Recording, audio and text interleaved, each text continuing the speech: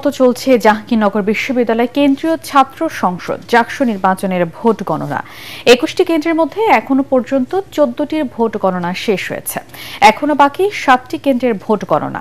এর আগে হল সংসদের ভোট গণনা শেষ হয় গতকাল সন্ধ্যায়।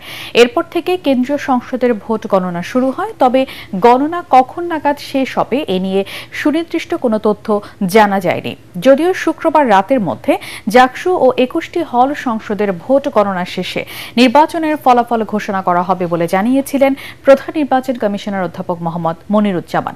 এর আগে নির্বাচন কমিশনের সদস্য সচিব এ.কে.এম. রাশেদুল আলম জানিয়েছিলেন, শুক্রবার রাত ১০টা থেকে ১১টার মধ্যে সম্পূর্ণ গণনা শেষ করে বেসরকারিভাবে ফলাফল প্রকাশ করা যাবে। বৃহস্পতিবার সকাল ৯টা থেকে জাকসু নির্বাচনের ভোট গ্রহণ শুরু হয়, চলে বিকেল ৫টা পর্যন্ত। ওই দিন ভোট গণনা শুরু হয় রাত ১০:১০টায়, সেই গণনা এখনো চলছে। ভোট গণনায় এত বিলম্বে হতাশ ও ক্ষুব্ধ শিক্ষক, শিক্ষার্থী ও প্রার্থীরা।